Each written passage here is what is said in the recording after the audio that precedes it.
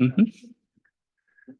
Okay, so hello everyone. Welcome to the Ask Seminar series. This is our last seminar this semester, and we are so excited to have Dalia Kirschbaum with us. So because our acting director Rafael is out of town because of the arrival of his first grandchild. So we'll have our deputy director, Andy, to give the opening remarks. Andy, please go ahead. Thank you. It is my great pleasure to welcome Dr. Dalia Kirschbaum to ESSEC. Actually, I should say back to ESSEC, because she was an ESSEC employee in 2011, 2010 to 2011, I would say briefly. But my records show you were a model employee. At the end of about 6 months, she was hired as a civil servant by Goddard in a very, very smart move, probably one of the best hires they've ever made. And so welcome back to ESSEC for a long overdue and visit and seminar. A more formal introduction will be given by my colleague, Bob Adler.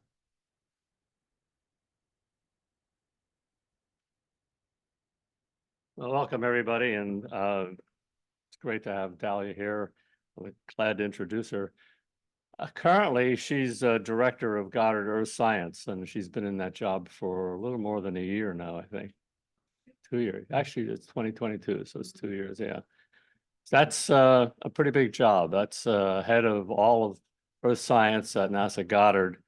And if I got it correctly, there's actually a total of about 1,400 people in the directorate. That's civil servants, contractors, and a whole bunch of ESSEC people, which is a good thing.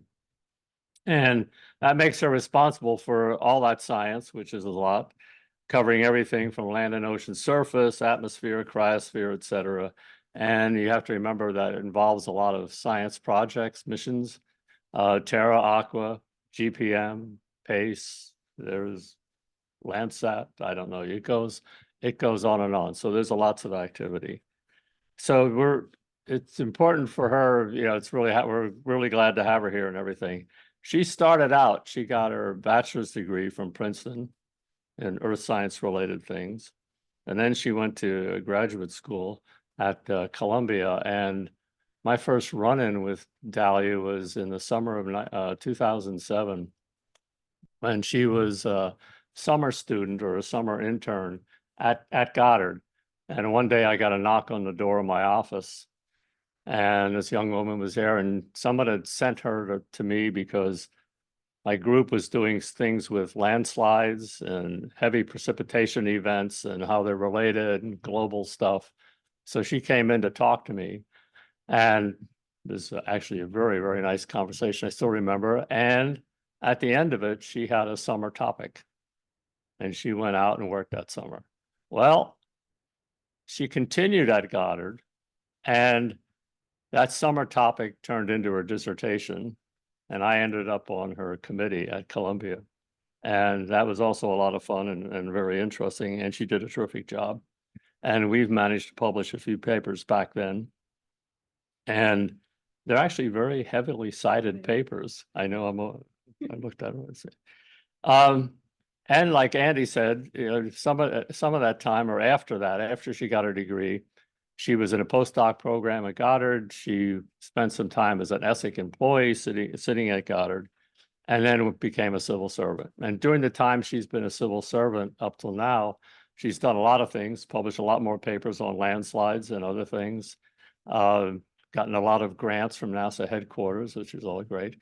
She's worked on the Global Precipitation Measurement mission, GPM. She was a deputy project scientist. She's done a lot of things in the science end of things. She's done a lot of things on the outreach end of things and the applications end of things. She's gotten a bunch of awards. I'm not going to take up another 20 minutes telling you those awards. She's gotten a NASA Early Career Achievement Medal and a number of other NASA awards. But a couple I'd like to really highlight as an endpoint here is, one is she's got the Presidential Early Career Award for Scientists and Engineers. That's PCASE, I think it's called. And that's a really big deal in the federal government. And if I have it correct, It was presented to her by President Obama, Yes, awarded. awarded by him, or at least he was in office, okay. But, and most recently, just a few months ago at the Fall AGU, I was lucky enough to be able to witness her accepting the Joanne Simpson Medal. Now, if you know, Joanne Simpson is a NASA Goddard thing, but she's also associated with the AGU, and there's a Joanne Simpson Medal, which is actually recognizing middle career scientists. And Dalia got that award this past year in December, and it automatically makes her an AGU fellow. So she has really accomplished a lot so far, and we're going to see some of that in the next few minutes. Dalia. Well, thank you so much for the warm introduction. It has been a long time since I've been here, but I have such fond memories of being at ESSEC. We convened seminars, GPM application seminars in this room, and I have so many close colleagues amongst you all, and some I hope to meet soon. So thank you, and thanks, Bob. Bob and I go way back, and it's a pleasure to see you again.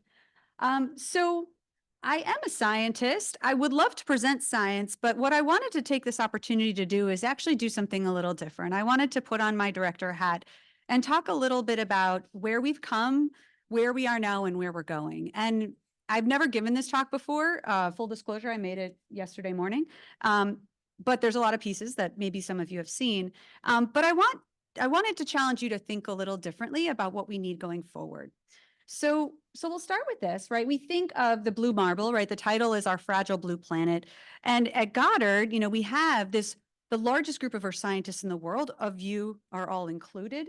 And to look at the Earth as a system. And so that isn't just looking at the surface, like we see our blue marble, but all of the different spheres that we have in looking at life and looking at land and ice and water and atmosphere.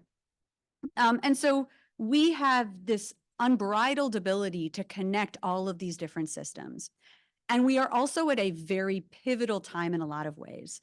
So when I was thinking about how I wanted to introduce this, I kept coming back to a Charles Dickens quote from A Tale of Two Cities. And I'll just have you read it for a second. I'm not going to read the whole thing, but I only knew the first part really. But if you start to read it a little bit more, now this is not indicative of any one thing, so please don't read into it as such. But it really speaks to the extreme excitement and the extreme challenging times we're in right now. So I'll let you read it. So in that vein of kind of being just this era of excitement and a time of great change and a great challenge, I wanted to give you my bottom line up front. So I have three main points that I want to make here.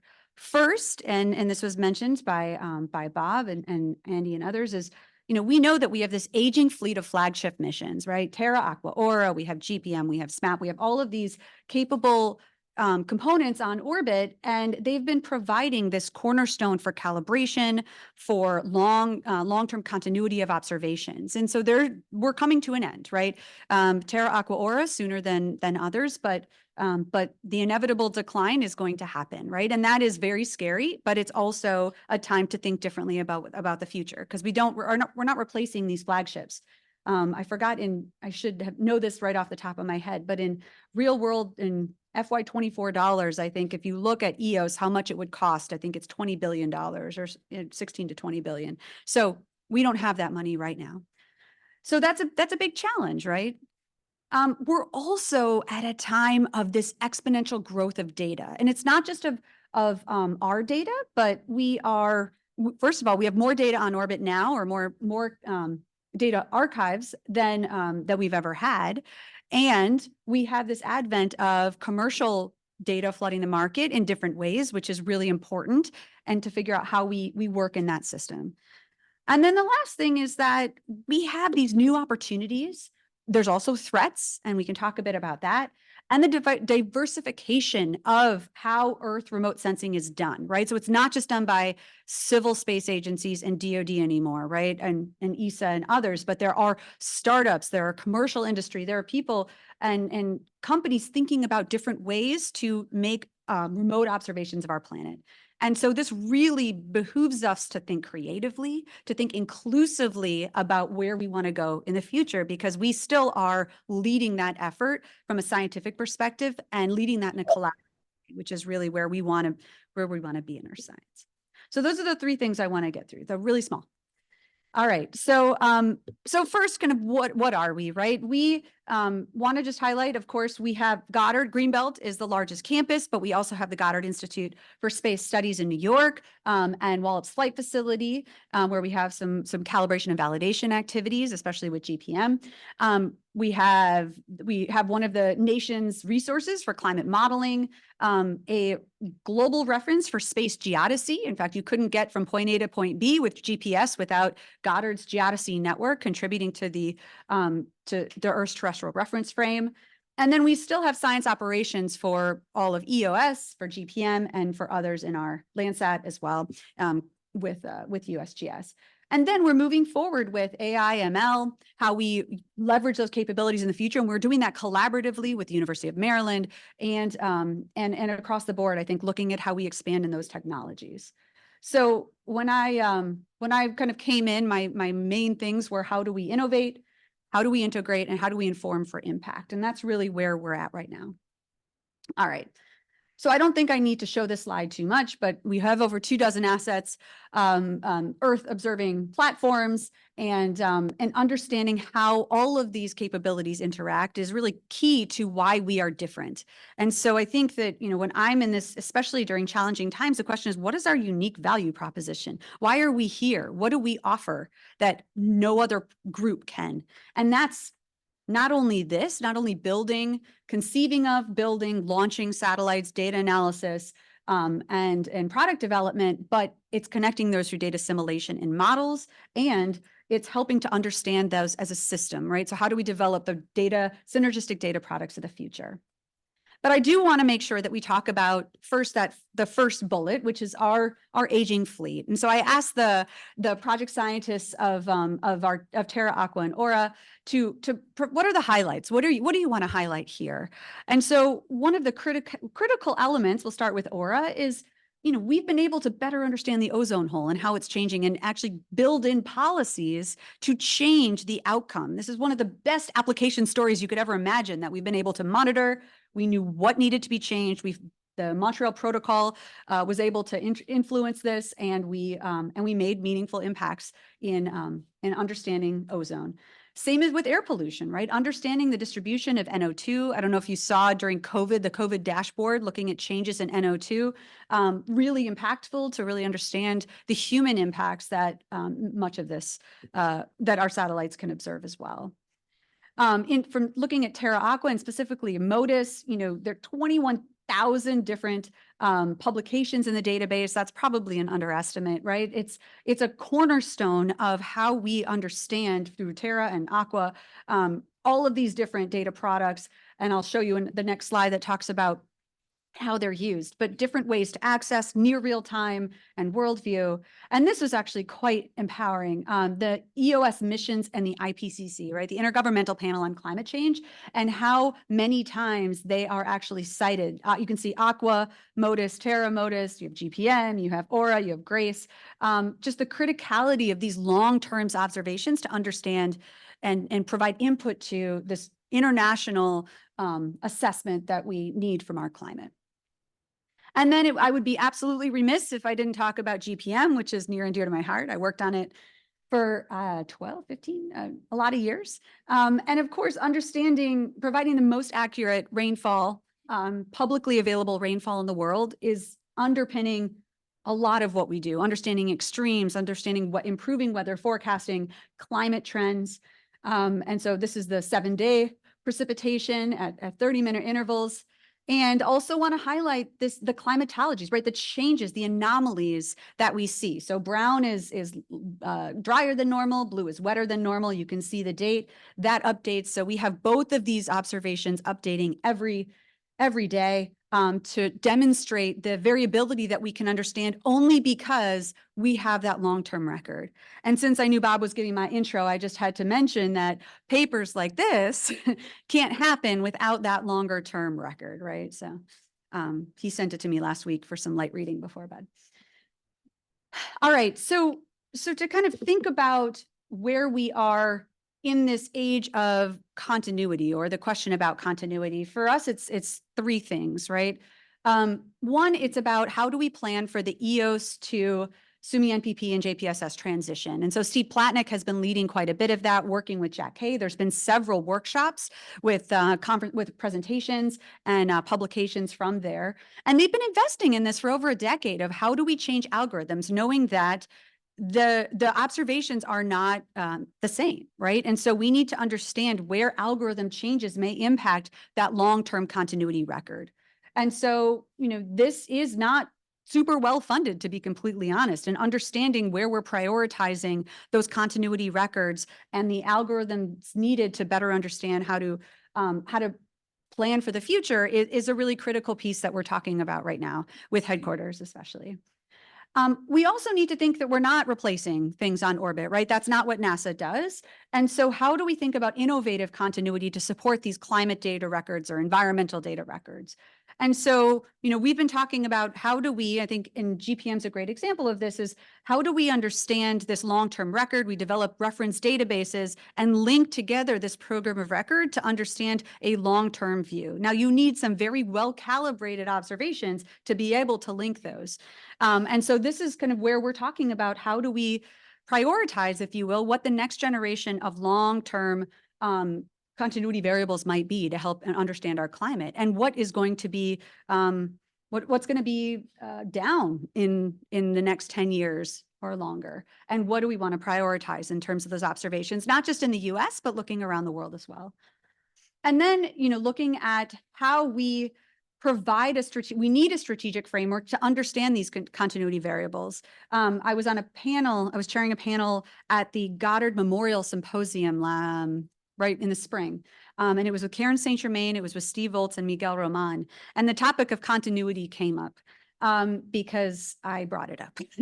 And the question was, what is the approach? Like what is the strategy towards continuity? And I think that everybody thinks of continuity a little differently. Some people think of that as I must replace, and therefore I'm afraid that will be the requirement. It's an unfunded mandate. I don't want to talk about continuity. I'm just being honest, right? I want to talk about continuity. Some will say we already have continuity. We've operationally, we're planning it out 30 years, but then nothing's changing, right? We're not innovating in that time. And so I think we need to do something a little differently. And this is something we really need the scientific community to come together on, of how can we move this forward and provide suggestions for NASA headquarters. And I think this is going to be a huge part of the next decadal survey to understand kind of how do we want to position the US to understand and provide these foundational continuity data sets, because that, there's a lot of places where the US is not leading anymore in this area. And what do we want to prioritize, and where do we want to collaborate more broadly and let others lead? All right. So at the same time that we're losing, right, in the next 5 to 10 years, many of these key flagships, we also are in this era of exponential increasing data. And this is where we get to it was the best of times, it was the worst time. This is the best of times in some of the areas, not all. So first, highlighting the Earth science fleet. I took this from one of the headquarters charts. Honestly, once they started getting all of these little, there's way too many, keys here. So just the color might not be right, the keys might not be right, but it kind of indicates where we're going, right? So, but it doesn't have the launch dates necessarily, except for some of the invest cubes. So this is kind of where we're going more broadly. And this is where our data holdings are going, right? So this is looking at, if this is just from the projections, but this is just for Earth Science Data Archive holdings and the growth projections. So we have to figure out how to harness this data that we have in order to make a really good case for what we don't have going forward. And I think that sometimes we have difficult time when we look at figures like this and say we need to have the next mission to address a gap. So that's where communication really comes in.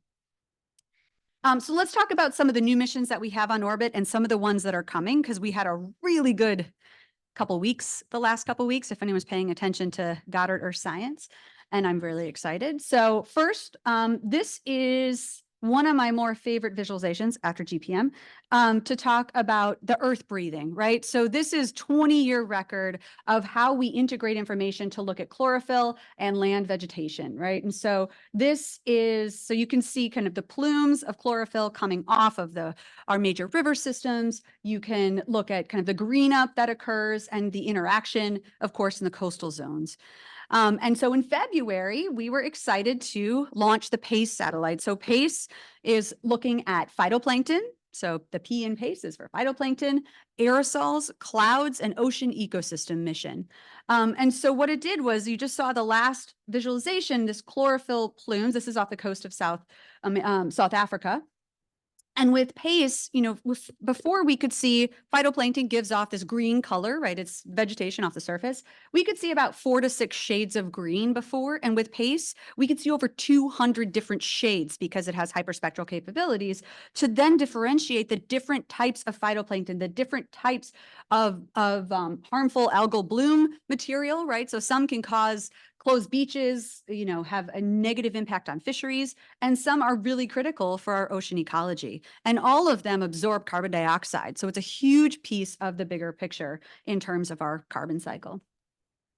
We also have polarimeter on board to look at aerosols. And so this is an example of, you can see these dust plumes and the different aerosol optical depths that we're able to differentiate here. And this will help us not only to understand the interactions between aerosols and what's happening in our oceans, but also, of course, for air quality, for weather, and for climate. And so these instruments are really the forerunner to what we're hoping the atmosphere observing system will be able to continue, which is looking at that intersection of aerosols, clouds, convection, and precipitation. And I just wanted to give a teaser, but if anyone wants to see more, I'm planning to blow up several of these images and put them on my wall at home because they're just that beautiful. But it's amazing. They haven't even finished checkout yet of these instruments, and they are already providing data. So they started releasing data April 11th, and all of this information is out there for you to observe, for you to download. It's pretty amazing to have an instrument that well calibrated right off the bat to be able to provide that data. We also, so the SWOT mission, the Surface Water Ocean Topography mission, that was launched a bit ago, but that's looking at how we can understand the elevation of water. And so by looking at both the elevation of water and topographic measurements along with the actual ocean ecology, we can really revolutionize our understanding of the ocean. And I think together is where this really strong signal exists to understand our marine ecosystems, to understand where we're going in terms of how climate is impacting our oceans and beyond, and especially for kind of human applications in coastal regions. So really exciting. This is the year of oceans. If you didn't get the Earth Day picture, you can see this beautiful, I don't know if you've seen it, but it's a beautiful image with PACE right in the middle and these two whales, but really highlighting our oceans and what we're learning. So with that, I want to talk a bit about, before we go on to what's next, I want to talk a bit about what we're learning, what's some of the science that we're doing. So I was literally just talking with Matt Riddell before coming over here. And so Matt has used the GRACE satellites, so GRACE follow-on, and now they're working on GRACE-C, GRACE continuity, to really connect extremes. And so if you look, I mean, it doesn't take, well, I show this to staffers all the time, so it doesn't take a staffer too much to realize that the extremes are getting more intense in terms of extreme droughts, extreme floods. I mean, and looking at that total intensity on the right and that relation to global temperature change. Similarly, you know, we're looking at, this is just last end of April, we're looking at flooding, for example, looking at using Landsat 8 and 9. This is what floods are affecting Tanzania, right? So we're actively part of the disasters program at headquarters. There's a project office now called the Disaster Response Coordination Office at Langley. And so we have a significant participation in that. And to understand kind of how we can connect some of the work with flooding, some of the work with landslides, which I would spend a whole seminar on, but I'll let some of the other people on my team do that, to really understand how we can provide information pre, during, and post event to help with response and recovery. Also, some of the things we're doing here are looking at how we look at the different systems. So precipitation anomalies, root zone soil moisture, evaporative stress index, and the GPP, or gross primary productivity, to look at where are there precursors in the vegetation signal and the drought signal that may lead to exacerbating fire conditions. So this is actually work done by the Earth Information System group that's really looking to provide interdisciplinary assessments of different areas. One is water and another one is fire. So like, how do you look at these cross-cutting issues to really look at the impacts of pre-fire activity? And post-fire activity, so this is an example. This is the Global Modeling and Assimilation Office model. You can see the plumes coming from these hotspot fires, which is provided by firms, and all of the thermal signals. And then this model is simulating carbon monoxide. So this is the terrible, terrible air quality event that happened, I think, about a year ago, actually. And so by being able to model the propagation of the different air quality conditions, not only for carbon monoxide, but there's a whole host of different atmospheric variables that are modeled, we can understand the longevity and the distribution, or estimate that, of these different impacts from fires. And this is really an underpinning piece of the Greenhouse Gas Center, of which we have a very active role. And so this is a multi-agency effort, but NASA is really leading in many of the areas collaboratively with our partners, and Goddard has a big role in that. And then I also want to highlight kind of understanding how we can look at agriculture, right? So the connection, and highlighting the work that Harvest is doing, and Acres as well.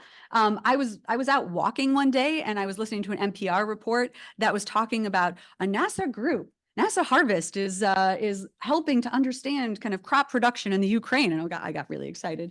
I mean, I'm an NPR geek, I guess, but it's making it into the mainstream news, right? So some of these application areas are critical for understanding kind of the agricultural impacts of both human-induced change as well as environmental change. And then we can also use that to go forward, right? So in case you didn't, this is my science part of the talk. But I think, by understanding the combination, I'll just get this going. This is work by GIS that combines their climate model with crop models. And so this is just for maize, but they have about 20 different crop models. And so you'll see this is projections into the future with percent change, good change in green and more productive, and red is the opposite direction. And so this really helps us to understand where may there be areas of food insecurity in the future, where may economic zones change, right? And because maize isn't just about food, maize is about batteries and glue and wallpaper and kind of all these commodities that we need, or we expect. And if the changing areas, the productivity areas of these core crops and change, that's a huge impact on future economies as well as on food. And so this is the type of exciting thing that we're doing right now to help better understand the future as well as what's going on today. But I want to talk about what we're up against, what's next, right? So this is looking at, we have new opportunities. So I want to talk a little bit about what's coming up in terms of some of our satellite missions. And I also want to pitch an idea to you about where we want to go as a result of these new opportunities, some new ideas that we've been working on over the past 6 to 8 months. So first, we're working on increasing the resolution of our modeling capabilities. So this is the GMAO model, and working on getting higher resolution for these experimental models to look at how we can better understand some of these smaller nested models in moving forward, and how do we deal with the volumes of data that come out of that? And that is a huge challenge, but one that really needs to be addressed. We're also engaging with groups like our Science Technology Office on digital twins, and kind of what is it, right? I think if you ask 10 scientists what a digital twin is, you'll get 10 different answers. And so how can we provide some leadership on where we're going in terms of these replicas of the Earth, right? Sometimes we talk to companies and like, I'm doing a digital twin, here's my visualization platform. Like, that's not what we think that is. So coming together to help chart that path forward about forecasting, impact assessment, the digital replicas of the world. You know, we do that with our foundational modeling capabilities, but leveraging AI, leveraging machine learning capabilities, we're really able to push the limit. And that's really where we're going into now. Of course, you're part of that journey right now, so I don't really have to spend much more time talking about that, but it's critical in how we're going to remain relevant, but also really push the boundaries going forward. So I also want to talk about some of the new missions. So the Earth Venture Suborbital, EVS-4, is a new set of suborbital missions that were announced. There were 6 that were announced, and a couple weeks ago we found out that we had 3 of those missions with significant participation. So that's 50% is a pretty good hit rate. We were very excited. And we're really close colleagues with some of the others, like the landslide one from JPL, which was very exciting that got selected. So one of them is it's called Interface. All of these have really funny acronyms because you have to when you have a mission. But this is really looking at the nitrogen and carbon fluxes, really focused on agricultural zones and the atmospheric composition. So Glenn Wolfe is leading this, and it will be a series of small aircraft. I think the target flights are in 26, but they'll lead a competition to provide instruments on board these platforms. So it's a very different model than the past, but it's exciting that we're really expanding our capabilities into the heartland, looking at kind of the agricultural response to things like nitrogen and the like. So this is a really exciting activity. And again, Glenn is from Goddard. We have Snow for Flow, and this is led by Bob Holt out of Arizona. And so this is looking at this glacier mass balance. And so we have several people in our cryosphere lab that are participating, and in our modeling lab participating as co-leads of this investigation, really looking at glacier thickness and flow trajectory in these critical zones where climate is kind of hanging in the balance. And then the last one is by Maria Tortsu, who is at City College of New York, but is a very, very close friend of Goddard. And we also have 2 co-leads there, or 2 leads with her. So it is focusing on this Arctic coastal change. It's called Forte, and it's looking at the ecology zones in these Arctic regions, right? So again, another huge area where climate change is having a major impact right now. And so this will be airborne campaigns to really look at those regions. So those are the 3 suborbital missions that are happening and are just starting to be planned. But then last week, was it last week? It's been busy. We also got word on Earth System Explorers. So these are $310 million explorers. It's a new class of missions in Earth science. So they selected 4, and there'll be a down select in a year to 2 missions to go forward. And so we ended up getting 2 of those 4. So another 50% rate, what we were very excited about. One is EDGE, which is Earth Dynamics Geodetic Explorer. So that's led by Helen Fricker out of San Diego. And this is really looking at kind of a combination of ISAT-2 and JEDI, right? So it's really advancing our LiDAR capabilities for ice and vegetation in this space. And so, as you can imagine, we have quite a bit of internal expertise on this, and there will be internal instrument development at Goddard. So we're really excited about that. Again, not all of these are going to go forward. There's 4, but we're optimistic.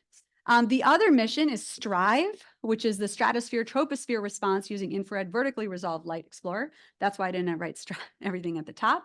But it's talking about the upper troposphere, lower stratosphere interactions to really understand climate forcings in this critical zone, to look at cyclone propagation, to look at convection and gravity waves, even volcanic eruptions.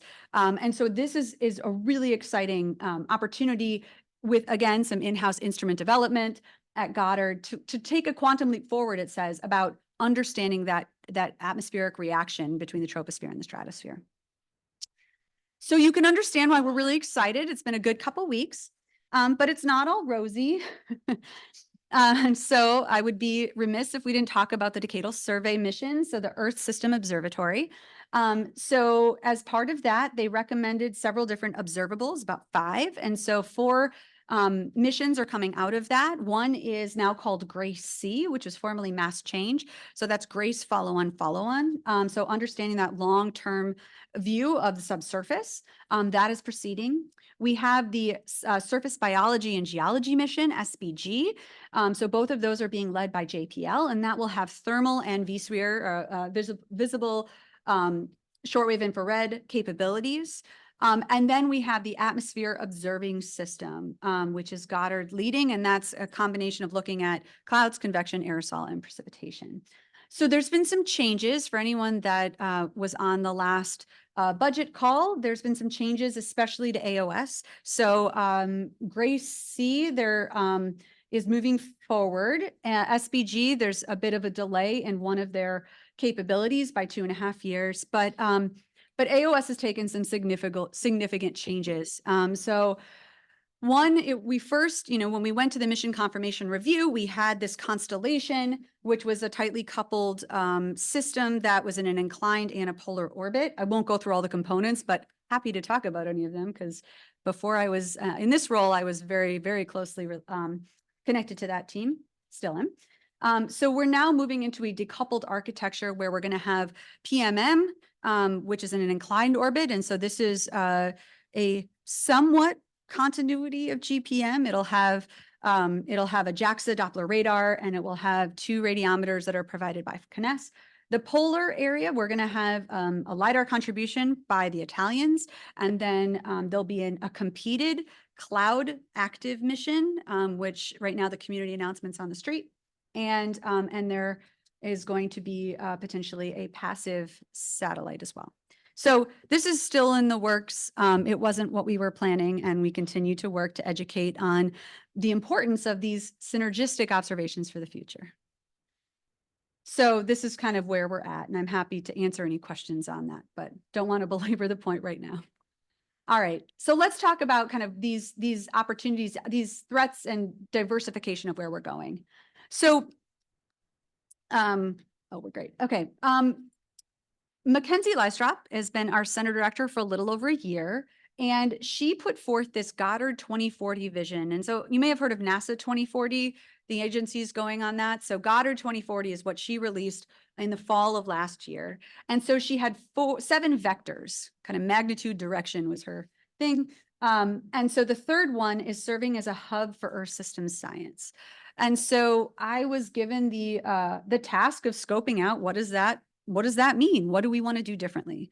And so what we did was I asked questions, as a scientist does. What can we uniquely learn from our vantage point? How can we elevate and be inclusive leaders and even catalysts of what's next? That's really core to the values that we have in 610.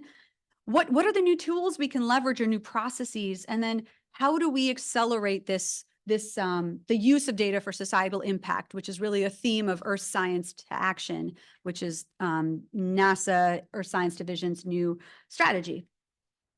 So in about early March, it feels like 100 years ago, we spent time between October and February kind of constructing this with with a volunteer team across 610. So that included contractors, civil servants, and co-ops, and also invited others from 500 and 400, so the flight projects and engineering directorate to participate.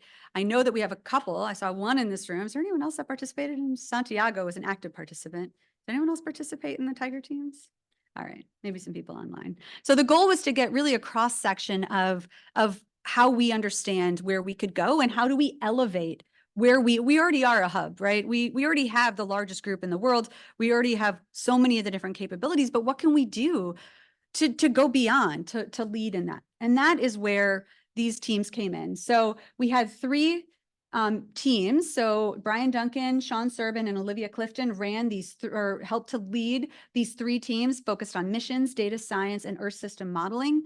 And then we had our workforce strategist, Aaron Croker, and our communications special projects person, Kelsey Pagan, really helping to lead that effort. And we gave the teams pretty blue sky thinking, right? Like, what would you do? And so that's a hard question to ask. Like, blue skies, if you could change things, what would you do? How would you change it? And so, sorry, sorry, the formatting didn't work, but so this is kind of where I wanted to highlight all of the different people that participated in this effort, right? So we had so many people, not only these people that represented, but also they talked to their colleagues and got feedback and suggestions.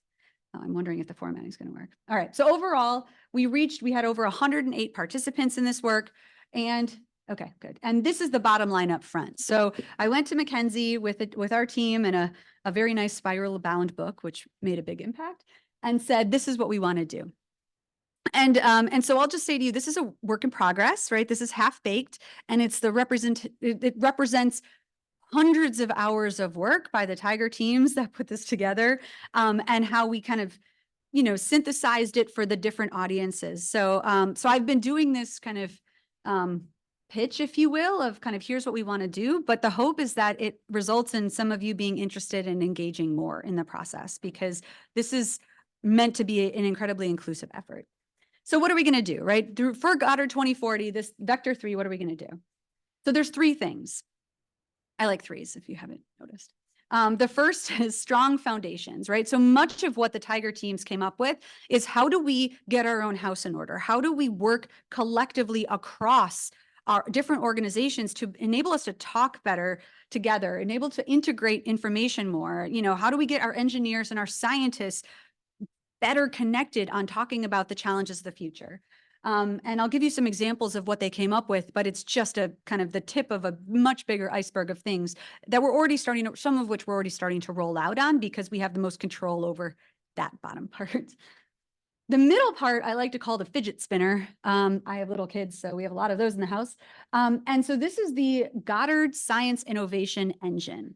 And so the idea is it's this accelerator, right, for how we can bring in concepts and demonstrate that we can do things fast, either through looking through a lens of modeling, through a lens of data or model or missions.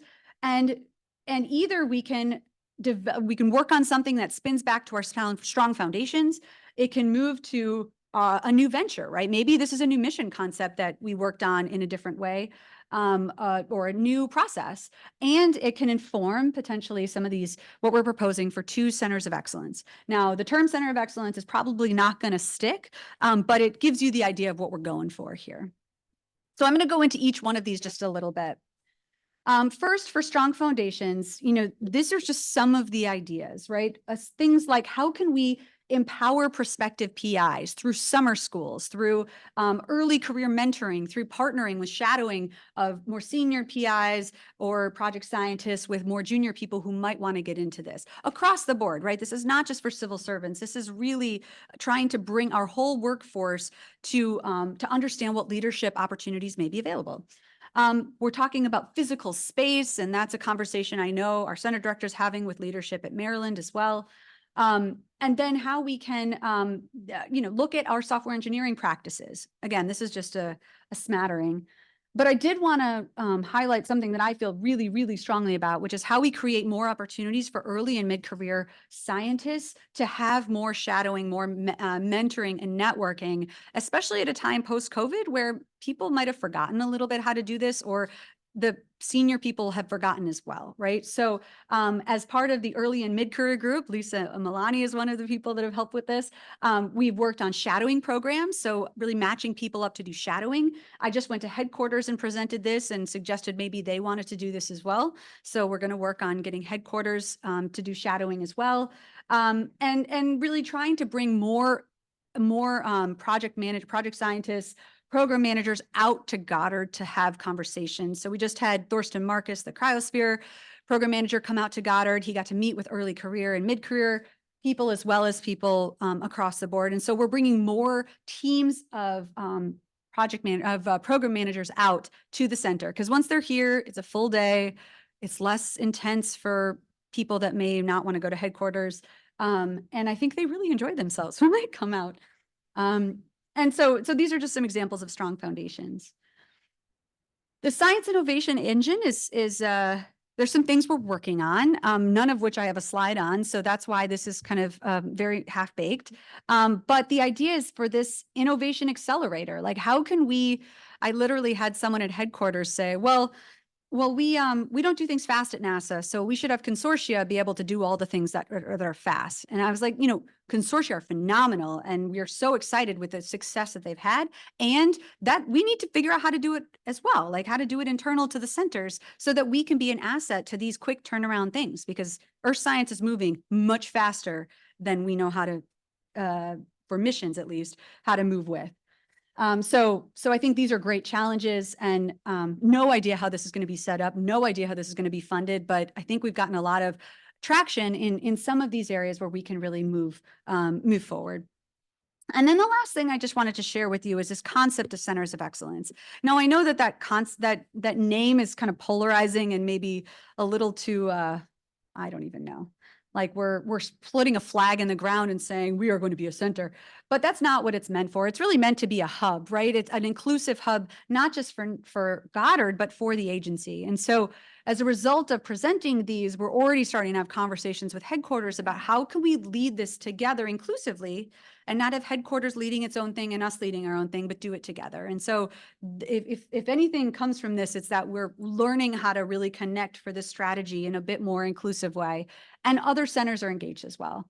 So the two centers are for Earth data integrity. And that's really leveraging a lot of our strong foundational capabilities that we've already talked about, but then also looking to the future to see how we can, for example, lead the Earth System Observatory integration efforts. And so we just found out recently, and I think it was announced publicly, but if not, oh well, we are going to be the project office for the Earth System Observatory integration, the Integrated Earth System Observatory project office at Goddard. So we will be helping to lead inclusively and collaboratively across the centers to bring these missions together to identify the data products, the modeling that's needed to really move us forward. So that's a really exciting thing that has happened recently as well. And then with modeling, we have all of these capabilities. You participate and are leading many of them here at ESSEC as well. And, looking towards the future, these are just examples, but how can we move forward? How can we move beyond to make sure that our models are better used, more accessible? The products are used by communities that haven't used them before, like the financial sector on Wall Street, all the way to insurance, to agricultural commodities. I mean, there's so many different areas where we can provide this information. And so this is kind of exploratory, but it's forming that shell. I was watching British Bake Off the other night, so like that chocolate shell around it. But what's inside is the most important, and we have all of that. It's just how we connect better and then figure out where maybe we're missing opportunities where we connect better. And you saw that was all blurred. So what I said to Mackenzie is, that was the blueprint, but I want to take you to Oz. We're going to get there. Here's the connection point. Did it work? It's a little cheesy. But this idea that, we have these strong foundations, we need to have these pillars of support where we can bring together the community through these areas focused on modeling and data integrity. And then industry partners, academic partners, interagency partners are just a critical piece of the overall puzzle. So with that, I'll just mention, I'm not going to get into it, but the Earth Science to Action strategy, there's been last Wednesday, there was a brief out to the community on this. This is the new activity that Earth Science is rolling out at headquarters. I was participating in that. But, understanding that the foundation of the pyramid is the foundational knowledge, is the missions, is the modeling. And going up, the Earth System Science and Applied Research, that is the second biggest place of the pyramid. And this is where really is our sweet spot. And of course, we engage all across the pyramid, but I know there's been a lot of concern about how do we fit into this? And I think that I think there's no question. It's just how we explain it. I used the Kevin Bacon reference in our last town hall. I don't know if it worked, but the degrees of separation from Kevin Bacon, that's kind of, if you want, I'll tell you it later. All right. So wrapping up, as I mentioned, we are thinking creatively about continuity and we need your help, right? We need to understand where we need to go and help direct and champion where things are moving to have these long-term records. We are increasing our data holdings, but we need to be smart about how we do processing, how we leverage AI/ML in smart ways with open science principles. And I think the applications, which is an area I've been in for my entire career, is critical to demonstrating that transfer to impact. And then as you see with this vector 3, which again, we want you to be part of, is still in the works, we're thinking differently about how we can move NASA forward and bringing partners together to really help with that, not going at it alone is really the critical piece here. So thank you so much. Happy to take any questions and let me know what you think. Thank you.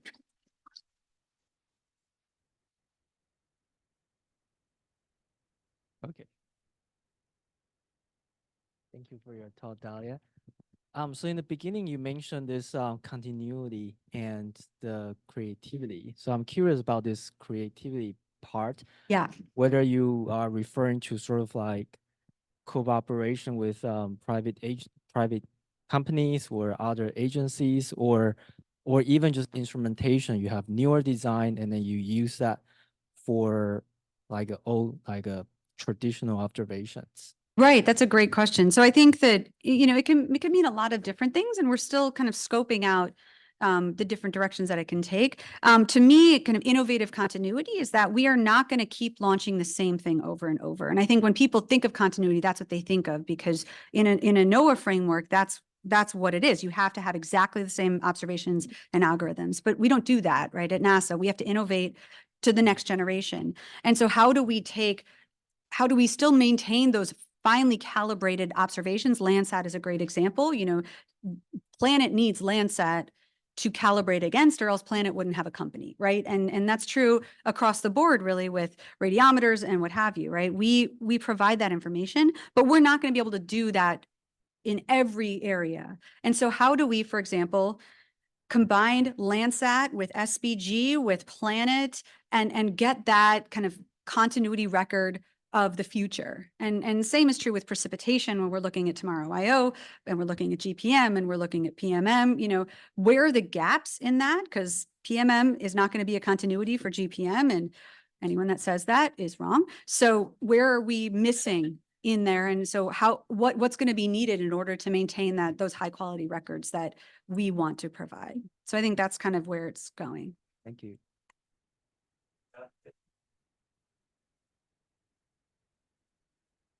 Sort of following up on that, though, even here in the US, I mean, there's one agency that really is the continuity agency, and that's NOAA. Yep. But they don't really like to take on climate continuity. Basically, Yes. when they're asked, they're a weather agency. They do weather operations.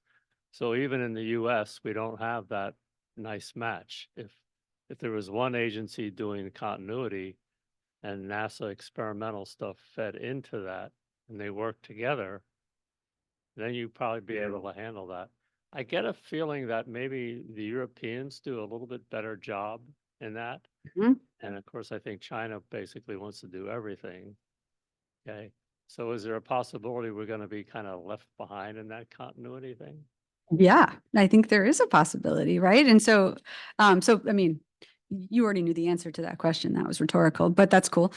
So I agree completely. And I think that, at the end of that continuity question that I asked Steve Volz and Karen St. Germain and Miguel, it's a difficult question, right? They had 2 minutes to talk about it. It's not, but I said, and that's why we need a coordinated strategy for the US government on continuity. Next question. So, so I think that we need to keep broaching that. I think there is a really big concern about unfunded mandates in this space, which is driving a lot of this, because we don't have enough money to fully realize the missions that we need. And adding to that lean on the future is something that's an uncertain territory. But I see that we can have a path forward if we combined efforts here, and NASA provides that innovation for the next gen of what's needed for continuity. But we don't have a coordinated strategy right now, and we need one. And yes, Europe is moving faster and China is moving faster. And those are risks, because we don't have our own leadership in those areas. Now, we don't have to lead everything, but what do we want to lead? And let's prioritize it and do it.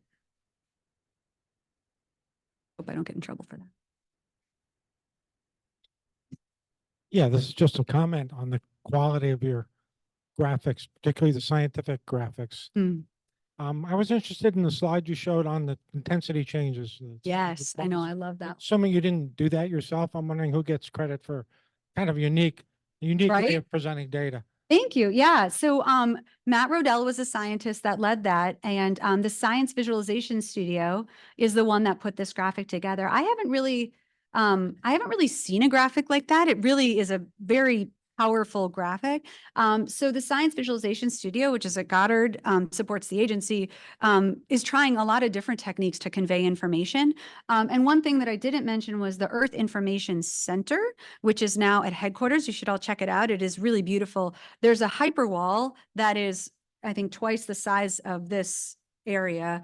And there's new content, there's dashboards that try to communicate on different themes. So, so they're really trying to push the envelope. And there's more needed, but thanks. Yeah.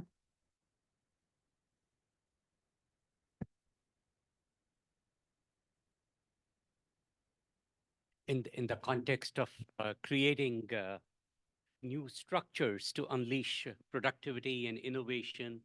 So I understand NASA, Ames, and UC Berkeley are embarking on a 10-year plan to build collaborative spaces to tap into the excellence at the universities and the engineering expertise and mentorship that NASA can provide in sort of growing new kinds of solutions. Any thoughts of things happening on the East Coast along those lines? Yes. Yes. In fact, the slide that I didn't include was about how we're building connections with the University of Maryland on some of these capabilities, and also Columbia University and colleges in New York, based on where kind of our big presence is. And so our leadership is having a very active conversation in these areas, right? How can we form new agreements that enable these types of collaborations? One is pending right now. And where might we want to go in the future? So the entire leadership team of the center was up in New York at the end of April for a town hall, and they met with Columbia faculty, et cetera. Next time we go up, we're going to be talking to City College and some of the other universities in the region for that exact thing, right? How do we make those connections? And most importantly, how do we connect to early career scientists that are still in undergrad and grad school to move into these fields and feel that they have a place there, and create the right trainings to enable them to get to that place? And that will help diversify our workforce and create the next generation of leaders that we need. So yeah, absolutely. Stay tuned. Thank you. This is an excellent presentation, and thank you so much. I learned a lot about those new missions, and yeah, but it looks to me that the new equipment sent up in the space are more focusing on like ocean or coastal area or water system. It looks like the equipment's focusing on the land system, like is pushing forward, like because we're going high resolution, so it's pushing forward the commercial side. So, but there's still questions. I think that's still the continuity question, because with the Landsat and even like coarse resolution AVHR and MODIS, and then we still need to be able to do the scientific applications. We still need to do the calibration, like intercalibrations between satellites and between sensors. And will that be hosted or encouraged like within NASA, or it will be like from the commercial side and driven by the For the land surface? right? Yeah. So so one of the missions that I didn't mention here, because it doesn't really need any introduction, is Landsat Next, right? So in addition to the missions going forward, Landsat Next is also going forward. And that's a collaboration with USGS that's following in. It's a requirement as part of the US government. And that is going forward with a triplicate architecture for the next generation of super spectral resolution. And so that will be the calibrator for many of the land surface sensing instruments of the future. So that launch, well, TBD, early early 2030s, or I shouldn't quote it. I'm not sure where we're at right now, but that speaks to the land imaging continuity that was identified as a critical need, and that's moving forward. But we will never go at NASA to very high resolution because commercial industry is in that space. So we're about how we make sure that we have spectral, very highly capable spectral characterization and validation, and providing those Cal-Val capabilities on behalf of many partners, not just our other federal partners, but commercial sector as well. So that's kind of the sweet spot that we sit in. And will I still be able to access through the system projects like that? Yeah, yeah, exactly. So I think that that the continuity, so one of the charts I didn't show that they talked about in the budget was about the criticality of Landsat Next going forward. So that, Bruce Cook is the project scientist of that, and they're going through the planning of it right now. But I don't anticipate, significant disruptions in that program just due to the impact that it has and the strong support that it has across the U.S. So, thank you. Yeah. Thanks. Hey, great talk. Inspiring. So, if you had asked BPA and states 10, 15 years ago, what good are NASA observations for understanding air quality? They would have said, say what? We've got a zero. Yeah. Okay, made a great deal of progress there. Okay, resolution is improving, collaboration's improving. But a huge challenge today is that the bulk of the morbidity and mortality from poor air quality is on a hyperlocal scale. Yeah. So you're not going to get 100-meter resolution from space, but the satellites and the aircraft play a very important role. So what I'm getting at is, what are the plans for downscaling collaboration? We have satellites, aircraft, upward-looking remote sensing, in situ observations at the surface level, and numerical models that are ultimately going to achieve environmental justice and better health. Yep. So Great question. So what's the plan? what's the plan? Yeah. So there were two incubator studies that were done as part of the last decadal survey. One was surface topography and vegetation, STV, and one was the planetary boundary layer, PBL. And so just 2 weeks ago, there was a science team meeting of those that are contributing to the PBL study team to talk about exactly that, right? So as part of AOS, we can't go down to that, those resolutions, and the boundary layer is where everything happens for human health, right? In terms of direct impacts. And so understand it's a huge blind spot we have right now. And so I think that for now, PBL is not going to be one mission, right? It's not going to be one satellite. It's going to be the constellation of the future that has all different types of observations needed to really get at that hyperlocal scale, including the modeling planning. What are the gaps that are needed to actually get there? Now, it's going to be 10 years plus out, right? But that's what I know, but that's what's going on right now. I know. But that's what is being planned, because PBL is such a critical piece of air quality and weather that we can't observe from space right now. So, so that would be my answer, is that's where it's headed. I mean, we also have atmospheric measurements for looking at, stratospheric clouds with PulseSeer. So looking at that level, but, and impacts, impacts is airborne, and, tropics. So, there's lots of different missions that are looking at pieces of that, but I think PBL is where we're going to get there. Sounds like great opportunity for graduate students. Yes, it is. It's really exciting. I think they're taking a much different approach, right? The next decadal survey is not going to be like, what flagship mission do we need? Because nobody can afford a flagship mission anymore. At least we can't. So it's going to be disaggregated platforms that really get at these different components that we need to measure. That's my guess. I don't have a say. There are no other questions. We do have a couple of questions.